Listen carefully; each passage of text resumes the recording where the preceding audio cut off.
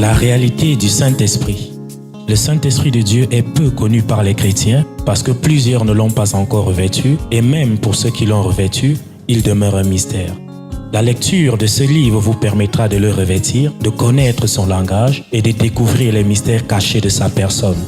Pour tout contact, appelez au plus 237 678 78 16 21 plus 237 242 0020 09 et il deviendra pour vous une réalité. La réalité du Saint-Esprit, un livre écrit par le révérend pasteur Caleb Ngwa à Tangana.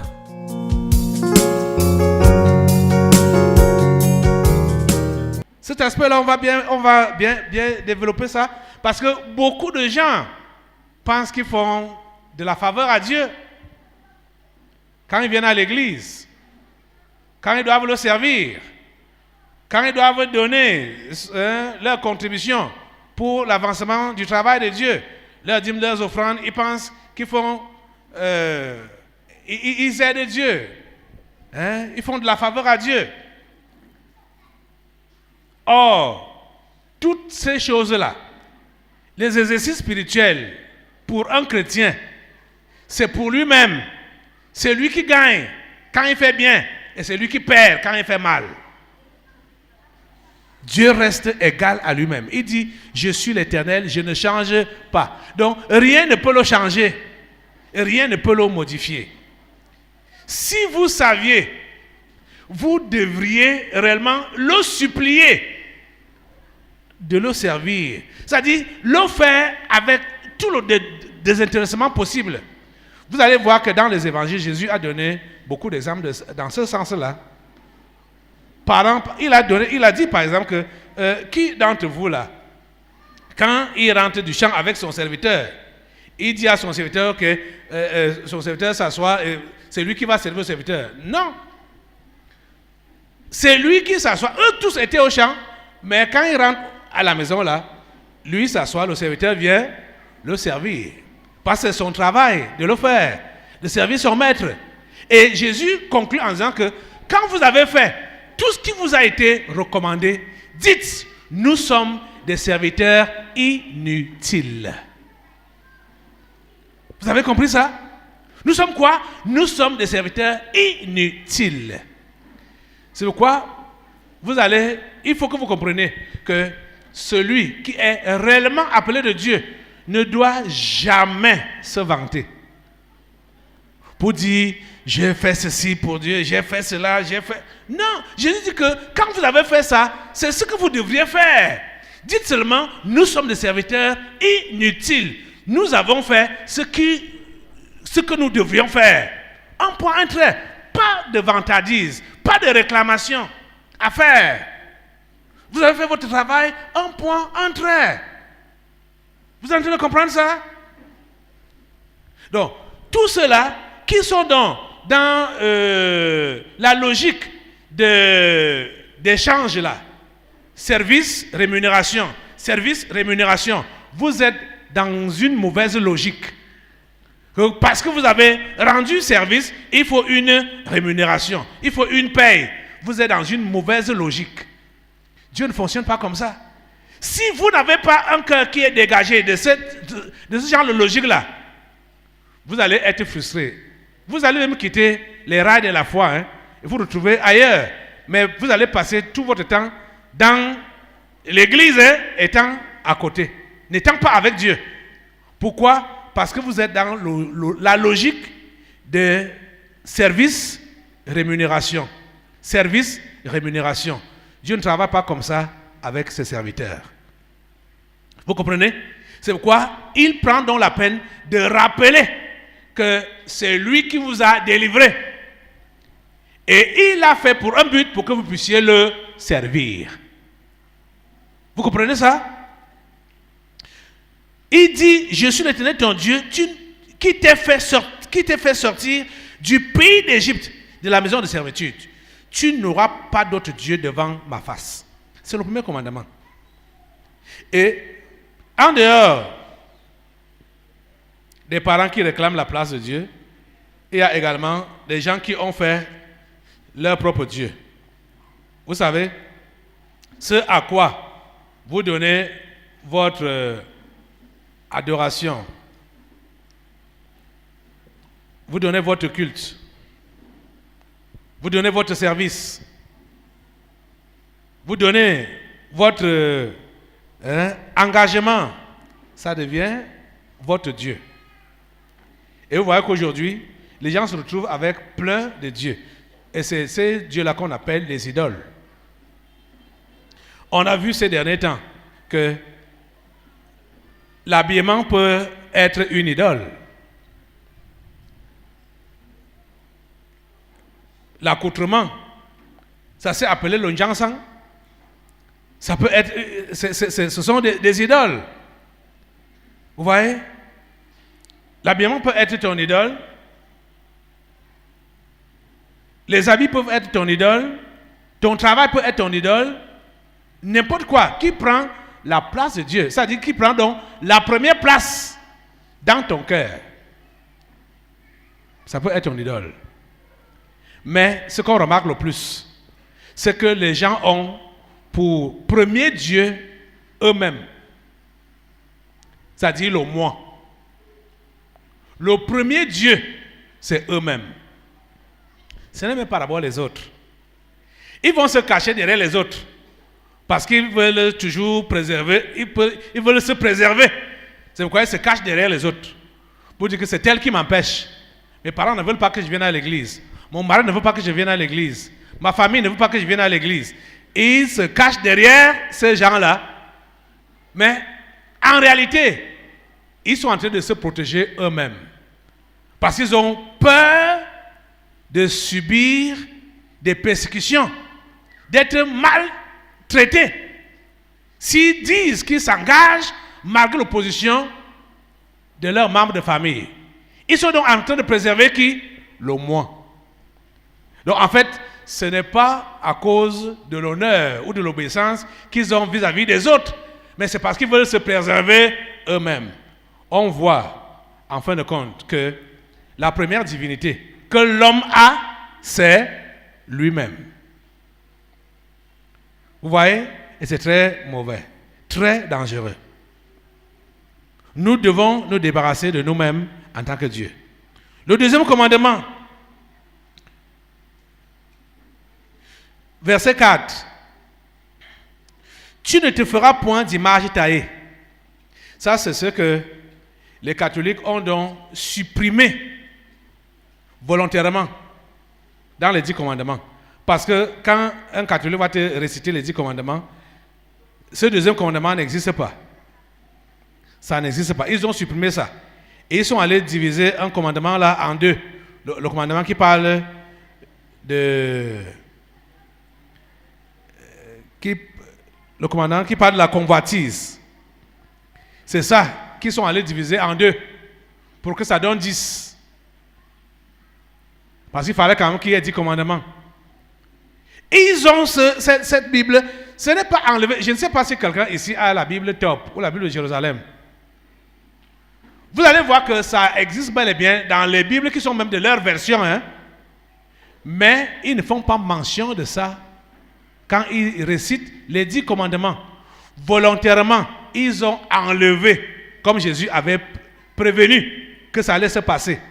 Parce que Jésus a dit dans Matthieu 5, 19, qu'on lit ici, que celui donc qui supprimera l'un de ces plus petits commandements, ils ont supprimé ce deuxième commandement. Et c'est même le commandement qui est beaucoup plus commenté parmi les 10. Ce commandement-là dit, tu ne te feras point d'image taillée, ni de représentation quelconque des choses qui sont en haut dans les cieux, qui sont en bas sur la terre, qui sont dans les eaux plus bas que la terre. Et tu ne te prosterneras point devant elles, et tu ne les serviras point, car moi, l'Éternel, ton Dieu, je suis un Dieu jaloux, qui punit l'iniquité des pères sur les enfants, jusqu'à la 3e et à la 4e génération de ceux qui me haïssent, et qui fait miséricorde jusqu'en 1000 générations à ceux qui m'aiment et qui gardent mes commandements.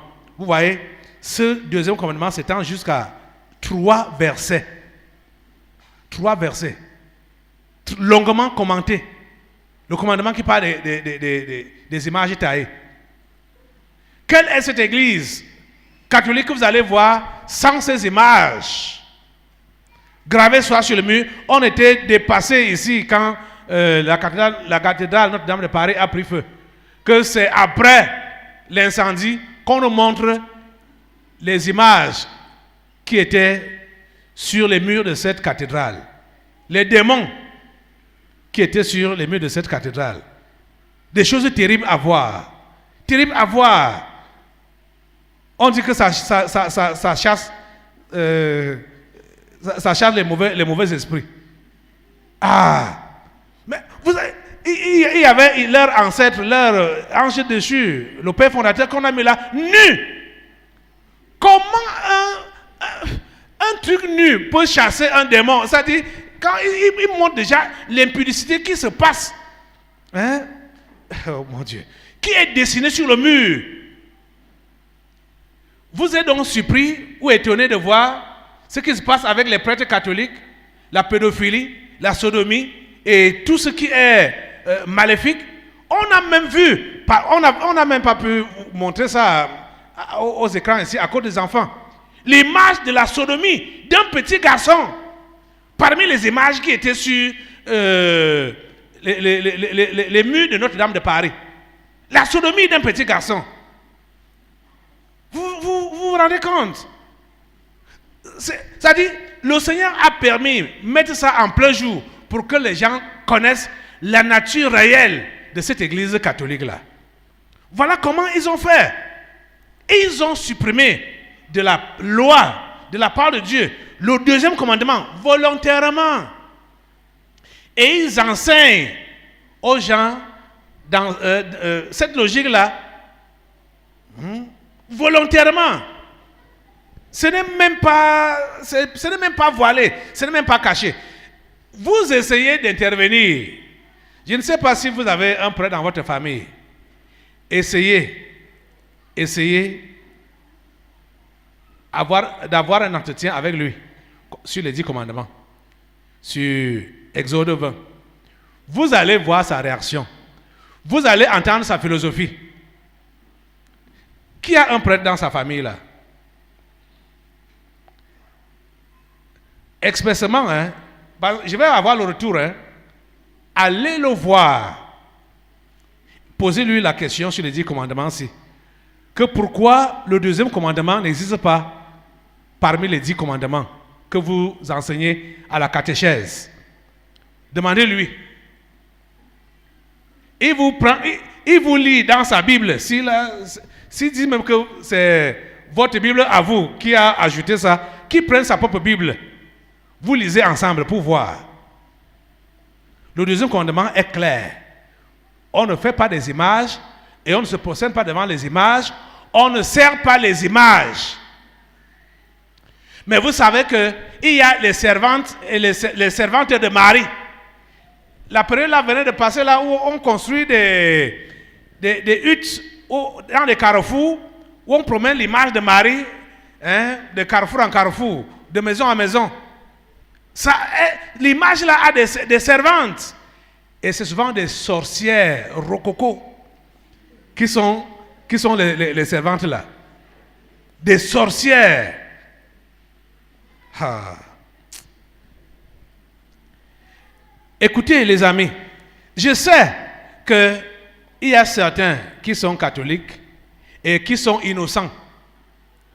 Ils ne savent pas ce qui se passe là-bas. Et ils disent que nous partons juste pour prier Dieu. On ne s'occupe pas des dessous. On ne s'occupe pas des autres choses là. Ce n'est pas ça qui nous intéresse. Nous, on n'a pas été formés pour ça. Nous prions seulement Dieu. Mais tu pars donc prier Dieu là où Dieu n'existe pas. Tu pars donc prier Dieu là où on a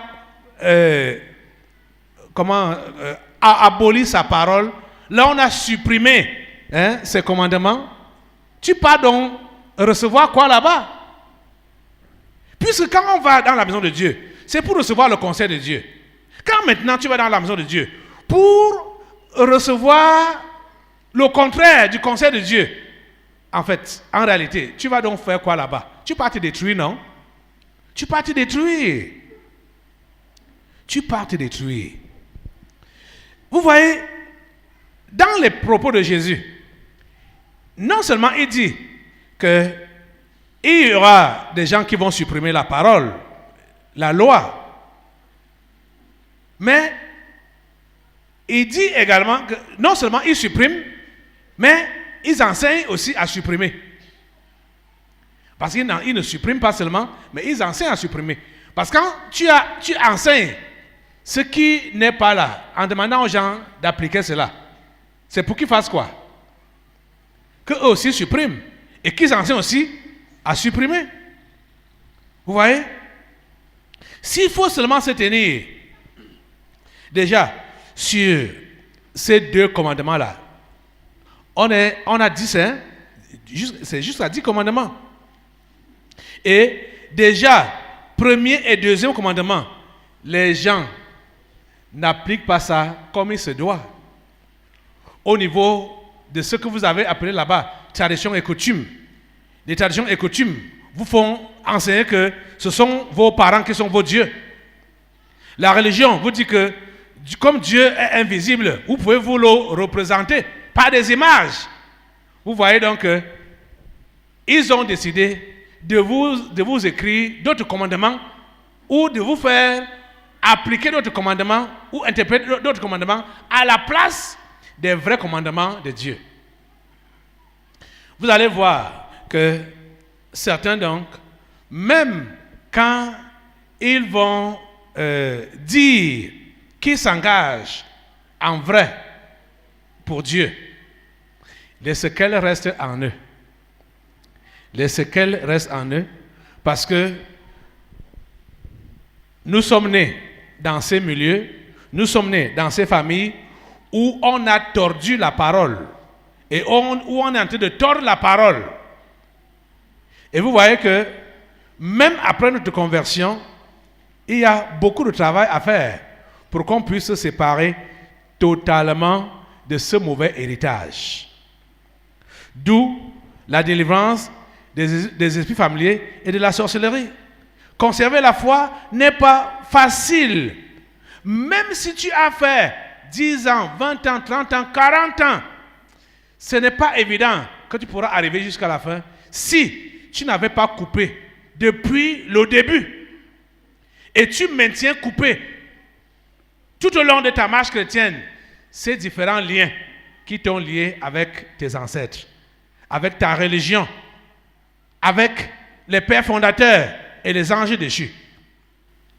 Parce que tu ne dois pas te contenter que j'ai coupé ça dans le passé, mais ça doit se maintenir coupé. Ces liens-là doivent se maintenir coupés pour que tu puisses réellement espérer atteindre la fin. Ce matin, je parlais avec l'un des pasteurs qui est passé ici, au téléphone, le pasteur Esaïe, qui me racontait comment, depuis qu'il est rentré, il est maintenant épreuve sur épreuve. Tribulation sur tribulation. Je lui ai dit, c'est maintenant que ta foi a commencé. On te l'avait dit. On t'avait prévenu. Tu vois que quand je lui rappelais, vous vous rappelez, lors de son passage ici, là, les premiers démons qui sont manifestés et qui animaient sa personnalité étaient quoi? La vaine gloire, la mondialité ou la mondialisation, la mondanité, la vaine gloire, la mondialité et tout ça là. Donc, quand il était dans la logique là, il ne souffrait de rien. Parce que ses ancêtres étaient contents que, même comme il dit là qu'il est pasteur, il prêche, mais nous le tenons encore par ces liens. Mais quand il a compris, non seulement dès son retour là, il me rappelait ça hier que tous les anciens qui étaient dans l'église, ça veut dire toutes les anciennes personnes qui étaient dans son église sont partis. Tous sont partis. Et ceux qui viennent même, ils viennent seulement le dimanche. Ils ont démissionné de tous les départements dans lesquels ils étaient impliqués. Ils viennent seulement le dimanche, soi-disant pour écouter la parole. Que maintenant, l'église, ce n'est que de nouvelles personnes, de nouvelles faces. Je lui ai dit, ce n'est que le début de tes persécutions. Il dit, non, je suis en train d'arriver vers la fin. Je lui ai dit, jamais. Il voulait anticiper pour dire que ça va bientôt finir. Je lui ai dit, jamais. Si ça finit, c'est que tu as rétrogradé. C'est ça qu'on doit comprendre. C'est ça que tu dois comprendre. Écoutez, Jésus nous prévient dans Jean au chapitre 16, verset 33. Jésus nous prévient clairement et il dit, vous aurez des tribulations dans le monde. Il n'a pas dit que ça va finir. Hein. Mais il dit, mais prenez courage, j'ai vaincu le monde. Si tu es vrai chrétien, dès que tu démarres véritablement la foi chrétienne là, tu as démarré avec les tribulations. Mais ce n'est pas du genre que tu connaissais avant ta foi. Le genre que tu connaissais avant ta foi, c'était soit à cause de tes péchés ou à cause... ou même ça... Dieu permettait ça pour t'attirer vers lui. Tu comprends, non? Parce que plusieurs aujourd'hui sont devenus chrétiens à cause des problèmes qu'ils ont eus dans le monde. Problèmes de maladie, problèmes de possession démoniaque, problèmes de blocage dans des activités, problèmes, des problèmes de ce genre-là. C'est ça qui vous a attiré vers Dieu, non? Dieu a juste utilisé ça comme un appât pour vous attirer à lui. Mais maintenant, vous allez connaître les problèmes d'un autre genre. C'est-à-dire, pour défendre donc l'intégrité de la parole de Dieu semée et plantée en vous. Le monde est dans les ténèbres et le monde est du diable. Le monde n'aime pas la lumière et le monde n'aime pas Dieu. Ils vont te combattre à cause de la lumière qui est en toi. Parce qu'ils voient que la lumière qui est en toi va éclairer les autres. Et les autres vont sortir de leurs ténèbres. Or, ce n'est pas de leur goût de voir les gens sortir des ténèbres. Ils veulent les attirer en bas. Et toi, tu te places déjà là comme un instrument de lumière. C'est la raison pour laquelle ils vont te combattre. Donc, le combat du chrétien dans ce monde, c'est jusqu'à la fin. Jusqu'à la fin. Là, c'est le vrai combat. Jusqu'à la fin. Donc, si tu es venu là aujourd'hui, parce que tu as des problèmes de santé, des problèmes démoniaques, de possession démoniaque, des problèmes au niveau de ton travail ou au niveau de la famille, nomme ce que tu peux avoir comme problème. Sache que ces problèmes-là qui t'ont amené ici, Dieu les a utilisés juste comme un appât pour t'attirer à lui. S'il veut, il t'en délivre. S'il ne veut pas, il laisse comme ça. Mais pourvu que toi, tu te donnes à lui. Maintenant, là, ces problèmes vont prendre une autre forme. Tu ne pourras plus les gérer comme tu les gérais auparavant. Tu les gérais auparavant dans les soucis et avec l'intention de t'en débarrasser, de te délivrer forcément, parce que tu voulais le bien-être terrestre là, ici et maintenant. Mais maintenant, tu vas comprendre que c'est une autre forme. Tu comprends? Et que tout ce qui peut t'arriver est pour la gloire de Dieu. Quand on prie Dieu, on ne prie pas Dieu pour changer sa volonté ou pour lui imposer une ligne de conduite. On prie Dieu pour connaître sa volonté et se conformer à celle-ci. Vous comprenez ça? Comprenez ça très bien. On prie Dieu pour connaître sa volonté et se conformer à celle-ci. C'est-à-dire à la volonté de Dieu. On ne prie pas Dieu pour que lui, il change de volonté. Ou bien on lui impose une ligne de conduite. Que Dieu, voici ce que je t'entends faire dans ma vie. Mais vous allez remarquer, si vous êtes honnête, remarquez que c'est dans le sens là que vous avez souvent eu à prier. C'est-à-dire donner à Dieu une ligne de conduite. Dans votre intention de prière, vous donnez à Dieu une ligne de conduite. Dieu, voici ce que je t'entends faire dans ma vie. Fais ceci, fais cela, fais cela. C'est pourquoi quand ça ne marche pas, vous êtes découragé et fâché. Et certains disent, bon, je ne prie même plus, je ne pars même plus à l'église. Vous allez rencontrer des gens qui ne viennent pas à l'église, vous leur demandez pourquoi vous ne partez pas à l'église. J'ai trop de problèmes. Ma soeur, j'ai trop de problèmes. Hey! Donc quand il a trop de problèmes, c'est là que lui reste à la maison. Vous comprenez que c'est des gens qui ont conditionné Dieu. Et qui ont donné à Dieu une ligne de conduite dans leur prière. Comme Dieu n'a pas fait comme ils ont demandé, comme ils ont imposé, il dit, ah bon Dieu, reste là-bas avec ton église. Reste là-bas avec la prière même. Reste là-bas avec ta chrétienté. Reste là-bas avec ta foi. Je vais vivre ma vie. Ma soeur, pourquoi tu ne viens pas à l'église? J'ai trop de problèmes. Mon frère, pourquoi tu ne viens pas à l'église? J'ai trop de problèmes. Depuis donc il ne vient pas et il a trop de problèmes. Il a donc trouvé la solution à la maison. Est-ce qu'il a trouvé la solution à la maison? Vous voyez que les intentions de plusieurs personnes sont mauvaises. Il faut juste dire ça comme ça. Ils ont de mauvaises intentions vis-à-vis de Dieu. Ils ont de mauvaises intentions vis-à-vis de l'Église. Ils ont de mauvaises intentions vis-à-vis des choses de Dieu et de l'Église. C'est-à-dire, on prend juste Dieu comme un arbre à solution, où on doit venir, on cueille les différents fruits qu'on veut. Oui, quand j'en ai besoin, j'ai besoin de la santé, Dieu produit ça, je viens cueillir. J'ai besoin du mariage, Dieu produit ça, je viens cueillir. J'ai besoin du travail, Dieu produit ça, je viens cueillir. J'ai besoin de l'enfant, Dieu produit les enfants, je viens cueillir. Ils trouvent juste Dieu comme un arbre à solution, avec des différents fruits dont ils ont besoin, et ils doivent venir cueillir à volonté. Ce n'est pas comme ça que ça doit se passer. Vous êtes en train de comprendre ça? Ce n'est pas comme ça que ça doit se passer. Dieu nous a fait pour un but, il nous a créé pour un but. Donc, quand tu viens à lui, aujourd'hui, comme je te parle maintenant là, je sais que tu as des domaines dans lesquels où tu es esclave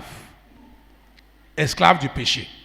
Le Seigneur veut te délivrer d'abord de ton état. Et c'est là qu'il aura réellement donc le pouvoir et la paternité sur ta vie. Et quand il va te rappeler que c'est moi qui t'ai délivré de l'Égypte, donc de l'esclavage, tu vas t'en rappeler que oui, c'est vrai, c'est lui qui l'a fait. C'est lui qui m'a délivré de l'alcoolisme, du mensonge, de la fornication, de l'adultère, du vol, du détournement. C'est lui qui m'a délivré de la masturbation, de la fausseté, de l'hypocrisie. C'est lui qui m'a délivré. Quand tu vas t'en rappeler, tu seras obligé de te conformer à sa parole et à ses prescriptions. Mais si tu n'as pas ce témoignage-là, d'une délivrance que tu as bénéficié de sa part, tu vas continuer à venir à l'église comme par tradition et par coutume. Vous voyez? Mais aujourd'hui, on trouve donc des églises remplies des traditionalistes. Parce qu'ils n'ont aucune histoire avec Dieu. Ils n'ont aucun témoignage de leur relation avec Dieu, de ce que Dieu a fait dans leur vie concernant leur vie d'esclavage dans le passé. Ils n'ont aucun témoignage. Que le Seigneur t'aide à avoir les yeux ouverts aujourd'hui et pendant ce programme pour que tu ne sois pas du nombre des scribes et des pharisiens. Donc pour toi qui as déjà pris ça comme une habitude de venir à l'église pour la formalité, tes œuvres montrent le contraire. Tu continues dans la logique des ancêtres et de tes pères fondateurs, de tes parents, où tu interprètes la parole de Dieu comme bon te semble, ou comme tu as toujours suivi les interprétations. Sois interpellé aujourd'hui pour comprendre que Dieu est le seul Dieu. En dehors de lui, il n'y en a point d'autre. Et que c'est lui seul que tu dois prendre. Et pour le prendre comme Dieu, il faut passer par Jésus-Christ. C'est Jésus que tu dois confesser comme ton Seigneur et Sauveur personnel. Parce que c'est lui qui a livré sa propre vie pour la tienne. Jésus s'est donné comme rançon à ta place. C'est-à-dire, il est mort à ta place. Et mort pour te délivrer de l'esclavage du péché dans lequel tu es actuellement. Si tu le confesses en vérité en lui disant, Seigneur Jésus, délivre-moi de l'esclavage du péché, ce cri-là, venant du fond de ton cœur, tu vas connaître cette délivrance. Et tu vas connaître ce transfert du royaume des ténèbres pour le royaume de lumière. Tu vas connaître ce transfert de la mort à la vie, instantanément. Et tu comprendras donc que tu n'as plus besoin de vivre la chrétienté de surface, c'est-à-dire des apparences. La chrétienté des apparences, c'est le style donc des pharisiens et des scribes. C'est-à-dire, la chrétienté des apparences, vous savez, tout le monde sait ce qui est mauvais. Tout le monde sait ce qui est bon. Tout le monde. Donc, ceux qui font la chrétienté des apparences, donc, sont ceux-là qui veulent montrer aux gens qui sont de bons chrétiens, mais au-dedans d'eux et hors de l'église ou de la vue de ceux qui les connaissent comme chrétiens, ils font comme tout le monde. Hypocrites. Hypocrites jusqu'à. Le Seigneur dit, car je vous le dis, si votre justice ne surpasse celle des scribes et des pharisiens, vous n'entrerez point dans le royaume des cieux. Votre justice doit surpasser celle des scribes et des pharisiens. Donc, la justice des religieux professionnels, votre justice doit surpasser la leur. Donc, vous ne devez pas être hypocrite. Vous ne devez pas montrer les apparences de ce que vous n'êtes pas. Votre chrétienté et la chrétienté normale commence à l'intérieur, dans le cœur. Et c'est ça qui s'exprime par les œuvres. Si vous riez, que votre sourire vienne vraiment de votre cœur. Si vous parlez, que la vérité sorte du fond de votre cœur. Si vous agissez, il faut que ce soit un acte de justice. Vous comprenez? Tout ce que vous faites, ça doit dévoiler la vérité profonde et la lumière qui est en vous. Ce n'est pas pour les yeux des gens que vous allez agir. Quand vous agissez pour les yeux des gens, vous n'allez pas agir en vérité, en vrai. Vous allez être hypocrite. Vous allez être hypocrite. Et il y a certaines personnes, la chrétienté les a dépassés. Ils savent que les accords ne sont pas bien. Et ils sont là avec vous à l'église, comme soi-disant chrétiens ou enfants de Dieu. Ils vont dire, bon, moi je ne veux pas être hypocrite. Il dit ça à ses soi-disant frères, ses compagnons, les gens avec qui il marche. Dimanche, on a compris que ce genre de personnes ont la semence de l'égarement. Parce que il va donc te dire, moi je ne veux pas être hypocrite. Moi je bois. Je ne suis pas hypocrite. Il te dit ça, ça c'est en fait pour t'entraîner dans la boisson, dans les alcools. Tu comprends, non? Et il prétend qu'il n'est pas hypocrite. Pourtant, il est un semeur. Il est en train de semer en toi quoi? L'égarement. Et ils sont nombreux comme ça. Les gens avec qui vous marchez là-bas dehors, ils ne sont pas tout à fait d'accord avec tout ce qui s'enseigne. Et quand vous êtes à deux là-bas ou en groupe là-bas, il va vous dire, bon, de toutes les façons, je ne veux pas être hypocrite, voici ce que moi je fais. Ou bien quand tu le surprends en train de faire ce qui est interdit, il va dire, moi je ne suis pas hypocrite, je ne suis pas avec vous là-bas là. Voici ce que je fais. Si j'étais hypocrite, j'allais me cacher ou ne pas faire ça en ta présence. En fait, il est en train de semer l'égarement en vous. Et ils sont nombreux comme ça là. Je vous dis que nous sommes en train, on est en train de procéder comment dire, pour Tammy, il y a un adverbe qui parle de Tammy. Un adverbe. On procède au quoi? Il n'y a pas d'adverbe qui parle de ça. Je vais créer. Donc, je vous dis la pure vérité.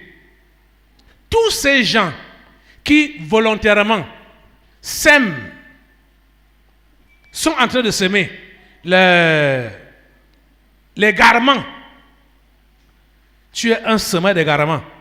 Dès que tu es découvert, tu sors de cette église. Directement. Sans ménagement. Ils sont nombreux comme ça là. Ils font ça à la sourdine, prétendant qu'ils sont pas hypocrites. Or, ils sont en train de semer l'égarement chez les autres. Ça peut être dans des soi-disant discussions ou dans des soi-disant exhortations, où ils sont en train de dire le contraire ou de conseiller le contraire ou d'agir dans le sens contraire de ce qui est enseigné ici. Dès que je te découvre, si tu es sage, fuis toi-même d'abord.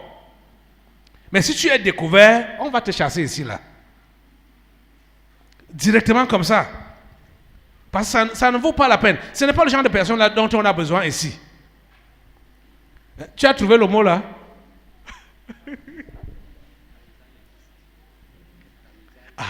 Tamisage. Voilà. Donc, le tamisage. On a procédé au tamisage. Béni soit le Seigneur. Béni soit le Seigneur. Je suis très sérieux. Je suis très sérieux. Comme je suis en train de vous enseigner là. Jésus dit, celui donc qui supprimera l'un de ses plus petits commandements et qui enseignera aux hommes à faire de même sera appelé le plus petit dans le royaume des cieux. Quand vous avez donc des gens au milieu de vous qui ne font que supprimer ce qui est enseigné, est-ce qu'ils ont encore le droit d'être là parmi vous? Eux-mêmes doivent être supprimés. Vous comprenez? Ils doivent être supprimés. Quand Jésus dit ça ici, il nous enseigne globalement. Parce que si tu les laisses là, ils vont contaminer la masse. Et la Bible dit que un peu de levain fait lever toute la pâte. Un peu de levain. Et la Bible dit qu'il faut ôter le vieux levain du milieu de nous. Nous devons ôter le levain du milieu de nous pour avoir une bonne pâte. La pâte du Seigneur doit être sans levain. Amen. Voilà. On va arrêter comme ça aujourd'hui par cette interpellation encore. Ceux-ci, ils ont décidé d'abolir, c'est-à-dire les catholiques et les autres, ils ont décidé de supprimer les petits commandements de Dieu. Nous n'allons pas faire de même que eux. Et si au milieu de nous, on trouve donc des gens qui suppriment les commandements de Dieu, les petits commandements de Dieu, nous allons les supprimer. Nous n'allons plus collaborer avec eux. Pour que l'Église du Seigneur soit à l'image de ce qu'il attend d'elle. Une Église sans tache, une Église qui n'a pas de rides, une Église sainte, une Église glorieuse. C'est ce genre d'Église-là que le Seigneur veut. Amen. La réalité du Saint-Esprit. Le Saint-Esprit de Dieu est peu connu par les chrétiens parce que plusieurs ne l'ont pas encore revêtu et même pour ceux qui l'ont revêtu, il demeure un mystère. La lecture de ce livre vous permettra de le revêtir, de connaître son langage et de découvrir les mystères cachés de sa personne. Pour tout contact, appelez au plus 237 678 78 16 21 plus 237 242 0020 09 et il deviendra pour vous une réalité. La réalité du Saint-Esprit, un livre, écrit par le révérend pasteur Caleb Ngwa à Tangana.